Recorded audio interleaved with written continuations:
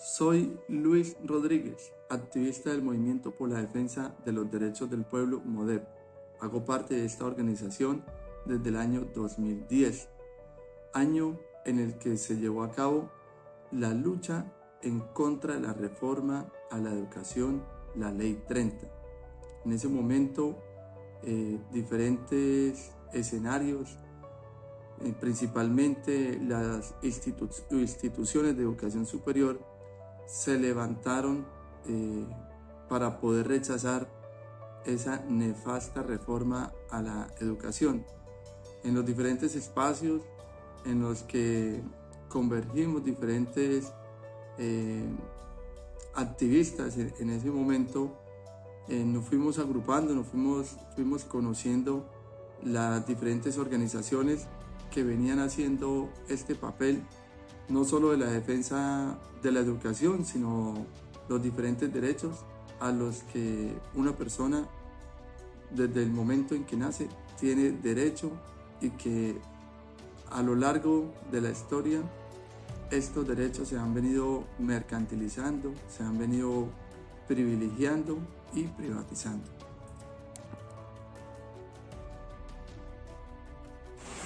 Bueno, para poder definir líder social es importante definir estos dos términos, ¿cierto? Que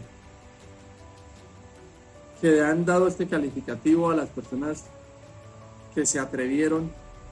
a promover, a aceptar,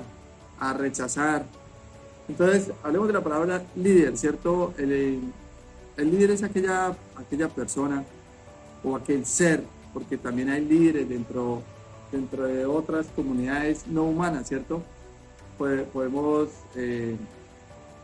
identificar un líder, por ejemplo, en una manada de lobos. Es aquella persona que va adelante, que va abriendo el camino para que el resto de su grupo pueda transitar por esa vía, ¿cierto? Entonces, cuando asociamos la palabra líder con social,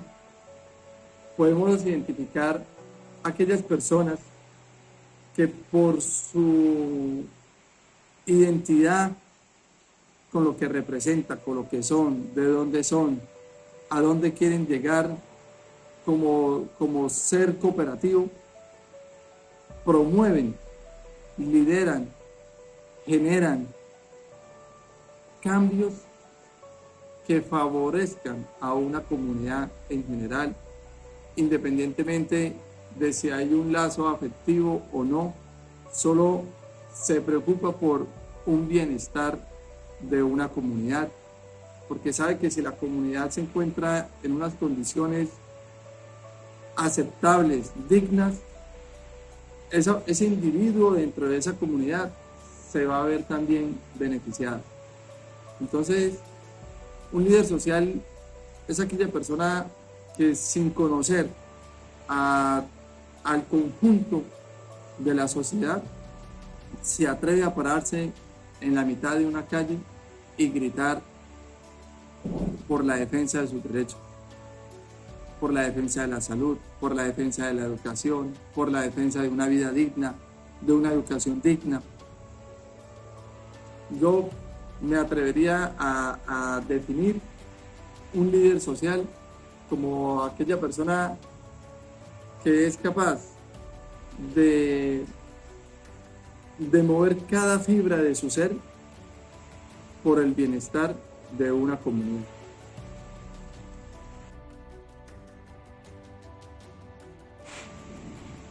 Actualmente, la condición de los líderes sociales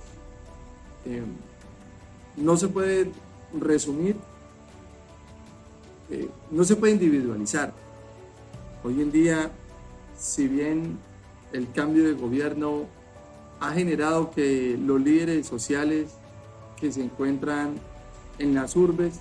puedan desarrollar su trabajo social de una manera más conjunta, de una manera articulada, con los diferentes mecanismos que existen legalmente para promover la defensa de una comunidad, de sus derechos. Y si miramos los líderes sociales que se encuentran en lugares rurales, donde aún tenemos una situación de seguridad complicada por los diferentes grupos al margen de la ley, que hacen hostigamiento de acuerdo a su posición a aquellos líderes sociales que se han atrevido a denunciar las diferentes violaciones de derechos sociales, políticos y morales en los que la comunidad día a día ha venido expresando por diferentes medios. Hoy en día, gracias a los dispositivos móviles, al acceso al internet, el acceso a las redes sociales, ha permitido que muchas de las problemáticas rurales se puedan conocer hoy en día y que se les pueda dar esa importancia, porque se han vuelto visibles, porque se han vuelto importantes, porque el gobierno actual ha podido definir que la paz total no es solamente la dejación de armas de algunos grupos al margen de la ley, sino la paz total va mucho más allá, va a que esos líderes sociales puedan desarrollar su trabajo para el bienestar de todas las comunidades donde se encuentren, independientemente de su raza, de su género, de su condición social o incluso de su orientación sexual. Actualmente vemos con muy buenos ojos el desarrollo o la ejecución de las actividades de los líderes sociales, a diferencia de décadas anteriores en las que el líder social era prácticamente señalado de pertenecer a alguna agrupación,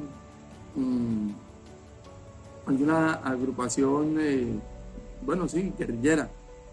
Muchos líderes sociales que no tuvieron ni siquiera vínculos con grupos o con organizaciones políticas por el solo hecho de su ejercicio, por el solo hecho de generar una inconformidad en aquellas esferas donde se estaba generando un lucro, donde se estaba generando un lucro por pasar por encima de los derechos de la posesión de tierra, de una actividad ilícita, como sucede, por ejemplo, con las explotaciones mineras ilegales, donde muchos líderes sociales fueron a denunciar ese tipo de actividades y por el hecho de denunciarlas, estas bandas al margen de la ley acabaron con cientos de vidas de líderes sociales que hoy en día lamentamos porque en ese momento no se llegó a identificar la importancia de ese rol que estaban llevando a cabo esos líderes sociales. Y a raíz de eso, a raíz de que esas denuncias no lograron llegar a unos entes de control, a unos entes legales que lograran detener ese tipo de actividades, hoy en día podemos decir que en Colombia la tala ilegal, la minería ilegal ha generado otros conflictos y ha generado una desestabilización de los sistemas, de la articulación de la tierra con la comunidad. Se ha roto ese lazo y muchos ecosistemas hoy en día se han visto afectados y bueno, actualmente esas problemáticas se han logrado identificar y ya se han empezado a generar muchas acciones que han logrado detener. Aún falta mucho, pero que algunas de ellas ya se han logrado detener por el bien de las comunidades, por el bien del medio ambiente y por el bien de los líderes sociales, que hoy en día cuentan con con más voz, con una representación y con todo un aparato legal que hoy en día les brinda una protección para que puedan seguir ejerciendo esa labor tan bonita que es ser líder social. Bueno, las economías modernas realmente ya han colonizado no solo el país, sino han colonizado la economía global. Actualmente las economías modernas están enfocadas en un músculo monopólico. Son agrupaciones, son corporaciones que han logrado desarrollar, gracias a los avances científicos, gracias a los avances industriales, han logrado desarrollar métodos de producción mucho más agresivos, que les permite una acumulación de riqueza, que les permite una acumulación de mercados, una apropiación de los mercados globalmente. Y Colombia es un país que no está aislado del mundo. Colombia, de hecho, a medida del tiempo, cuando los gobiernos, y este gobierno lo ha sabido entender muy bien, que Colombia es un país que tiene que estar en armonía con la economía global. Y eso, o sea, se puede ver desde dos puntos de vista, desde el punto de vista negativo, desde el punto de vista positivo. Si lo vemos por la economía del país, que el país pertenezca o propenda por articularse con esas economías que han colonizado los diferentes mercados y ser parte de ellos y la manera asertiva en que pueda generar su producción y articularse con esos canales de comercio, pues podríamos decir que es algo positivo para el país y para la economía y para el bolsillo de la mayoría de colombianos. Sin embargo, si nosotros vemos desde el lado negativo,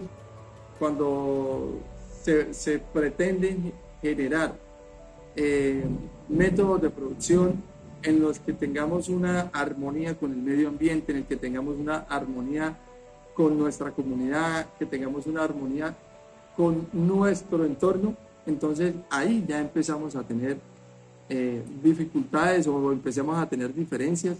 con esa economía moderna que ha empezado empezó hace siglos atrás, pero que hoy en día los diferentes grupos empresariales han logrado catapultar y han logrado generar,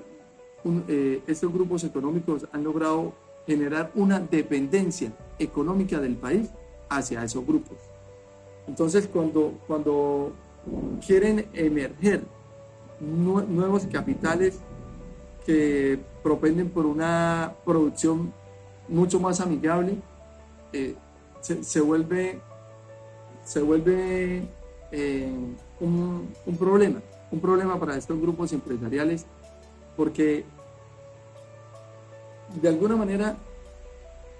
los grupos empresariales tenían todo bajo un control, pero pues como lo mencionaba hace un momento, podemos ver el lado negativo del lado positivo. El lado positivo del desarrollo de estas economías, por ejemplo, el tema del internet, el tema de las redes, eso hace que nosotros, al momento de querer mostrar una economía emergente, que no necesitemos, por ejemplo, de los medios tradicionales de comunicación, que para poder mostrar un producto o para poder mostrar un trabajo social, económico, ambiental, nos veamos impedidos porque es muy costoso. Entonces, ya con el internet y con las redes sociales lo podemos hacer, y también incluso podemos llegar a muchas más personas que hacerlo por un medio tradicional. Sin embargo, estamos mostrando a las comunidades una alternativa. pero lo estamos haciendo bajo un canal colonizador, que es, por ejemplo, las redes sociales. Las redes sociales pertenecen a unos grupos empresariales muy poderosos en el mundo, que son quienes en algunos sectores incluso lograban desviar la atención con otro tipo de información para evitar que las cosas importantes, las cosas que deberían llamar la atención de la mayoría de la comunidad, de la masa como tal, se desviara hacia otros temas que de pronto no son de mayor importancia. Entonces, usar estos métodos de comunicación que hacen parte de estas economías colonizadoras de la economía global es un poco contradictorio, pero pues es algo positivo porque logramos transmitir ese mensaje que queremos, que la gente conozca, que la gente pueda entender la importancia que tiene poder generar distintas opciones de producir la tierra, de producir un producto con materias primas locales, ¿sí? Entonces, Colombia incluso, no sé en este momento cuántos tratados de libre comercio ha firmado con diferentes países en los que incluso, por ejemplo, en Bucaramanga, el sector del calzado se vio muy afectado por el calzado chino. ¿Por qué? Porque venía a un muy bajo costo. Entonces, cuando logramos empezar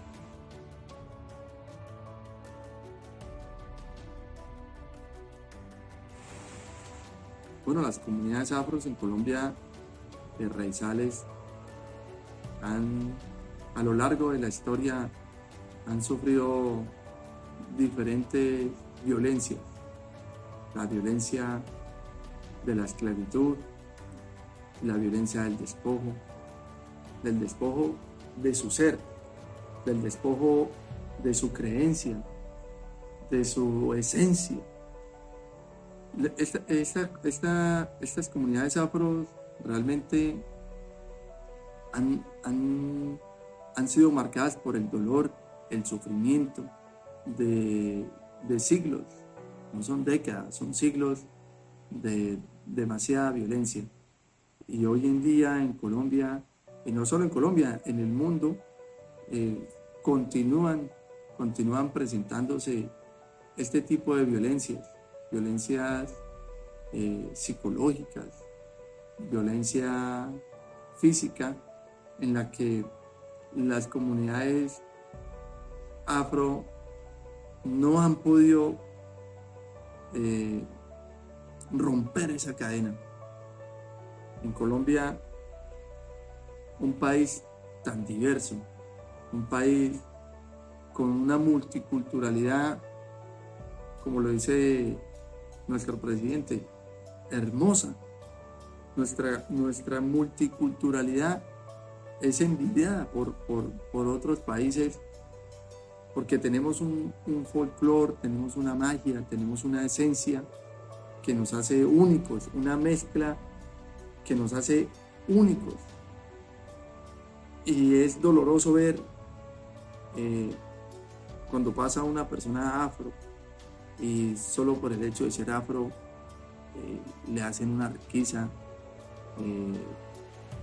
lo bajan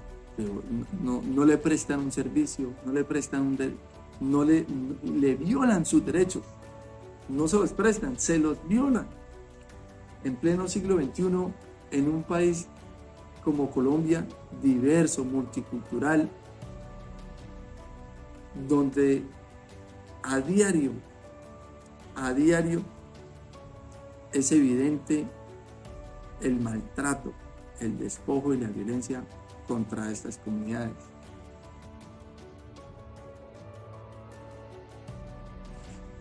Bueno, la burocracia En Colombia, con el gobierno actual, hemos podido percibir cómo se han generado unos nuevos ministerios, incluso el Ministerio de la Igualdad, en el que se hace necesario tener esta figura para poder generar diferentes proyectos, para poder generar espacios en los que esa actividad social se logre ejecutar, se logre desarrollar. En Colombia, los espacios sociales no hacen parte de la burocracia, o bueno, no hacían parte de la burocracia del país. Es muy probable que hayan estado vinculados las organizaciones sociales y de pronto por ahí algunas organizaciones políticas afines a la burocracia que existe en Colombia. Sin embargo, como se venía desarrollando las discusiones sociales en Colombia, eran discusiones ajenas a la burocracia del país. Tan así, pues, que en Colombia se venían desarrollando y aprobando reformas e incluso se generaban nuevas leyes en las que iban en contra del desarrollo de la comunidad como tal, en el que se veían coartadas sus derechos, sus principios, su movilidad. Estos escenarios burocráticos generaban barreras a la actividad social, al liderazgo social. Tan así que incluso se han generado desde la burocracia persecuciones sistematizadas, se han generado listas en las que han incluso caricaturistas, columnistas, que se han atrevido a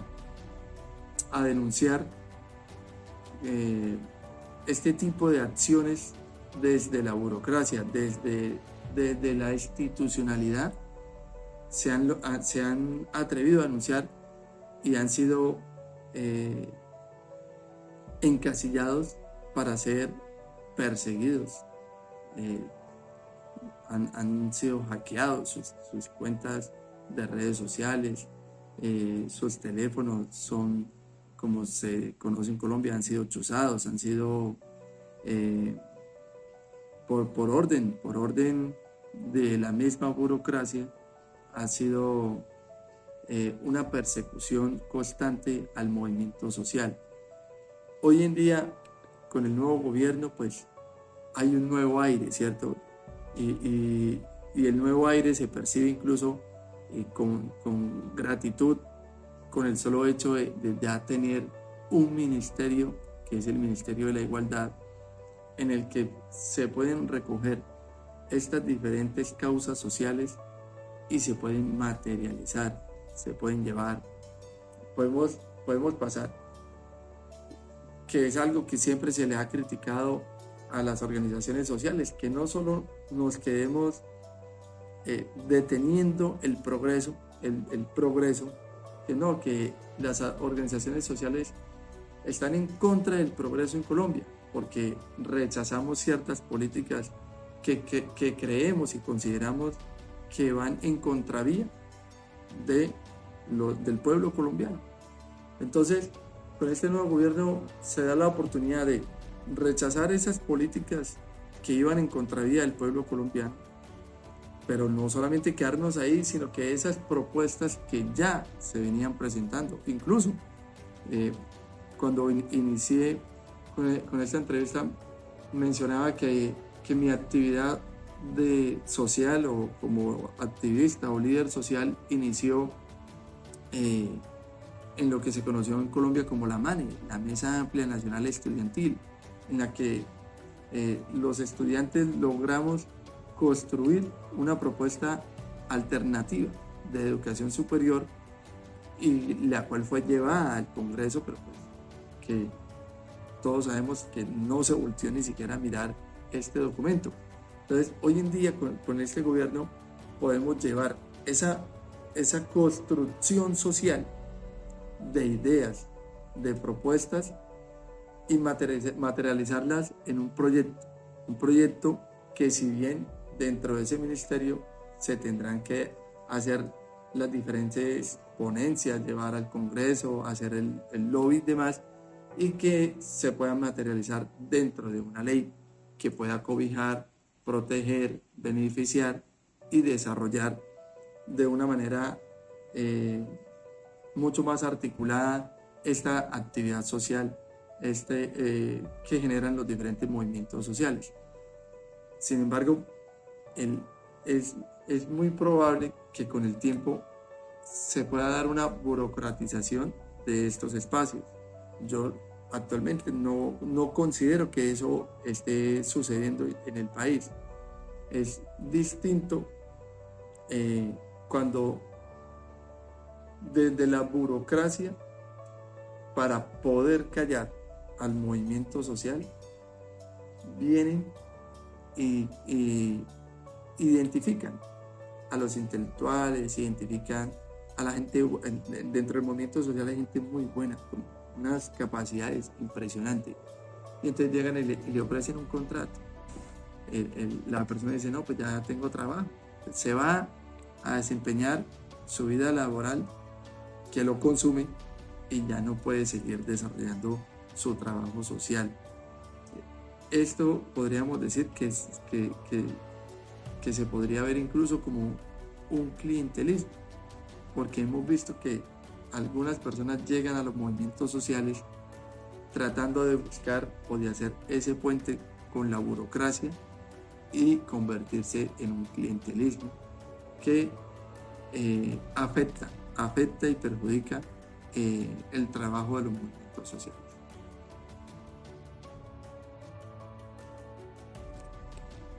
Bueno, la razón por la cual considero que la juventud no hace parte de estos espacios es la de asumir la responsabilidad. Asumir la responsabilidad de construir el país que quieren, que desean tener. Y en sí, esta responsabilidad que por años ha sido soportada por aquellos dirigentes y líderes sociales que han tenido incluso que dejar el país y retornan por esa pasión, por esa vocación de servir a una comunidad, de seguir trabajando y construyendo un país. Ven cómo sus fuerzas se van acabando y que no hay un relevo generacional que pueda materializar esas ideas, esos sueños que muchos hombres y mujeres han dejado a un lado porque han violentado su vida, no porque se hayan cansado, no porque hayan perdido la fe y la esperanza. Cuando estas propuestas han logrado generar tanto ruido que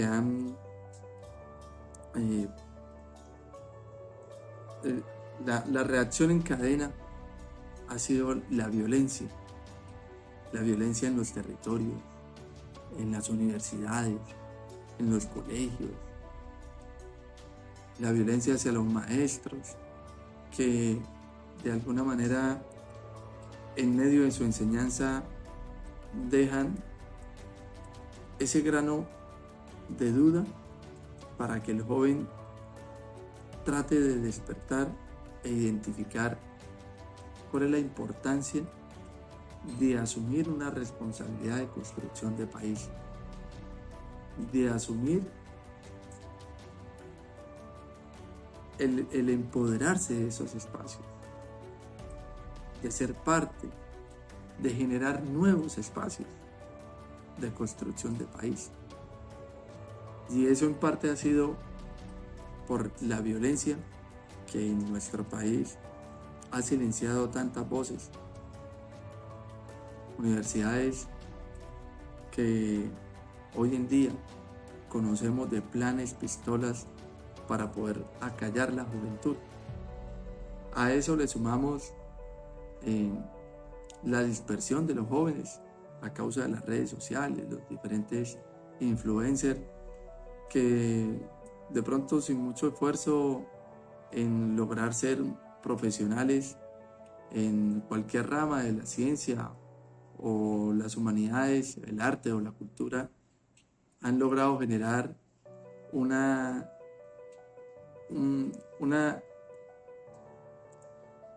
expectativa, han logrado generar, sí, un sueño de modo de vida, una expectativa de modo de vida. Entonces, los jóvenes ven al influencer que salió de pronto bachiller y montó un canal y bueno, le fue bien. Y el joven hoy en día está pensando en qué tipo de influencer ser. El joven está pensando en que necesita producir dinero porque necesita dinero. Pero no sé qué va a hacer ese joven con dinero. No sé qué va a hacer ese joven con el carro o lo que se pueda comprar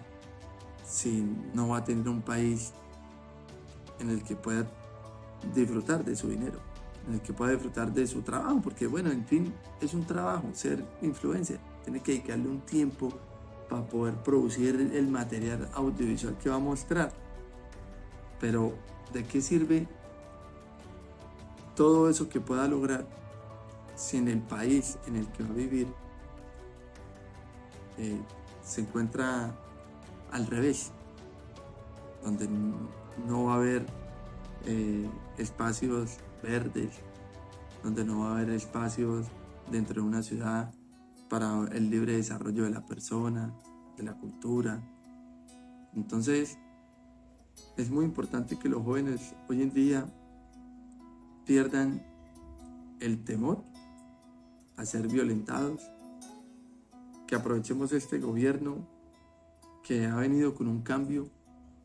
de pensamiento, de idea, de construcción de espacios y de materialización de esos espacios, y que esos espacios puedan ser llenados por los jóvenes para que puedan construir un futuro en el que ellos se vean representados. Entonces, la invitación es a que la juventud llegue a estos escenarios que ya existen o que puedan crear, en los que puedan debatir cualquier idea que consideren que sea relevante para la construcción del país.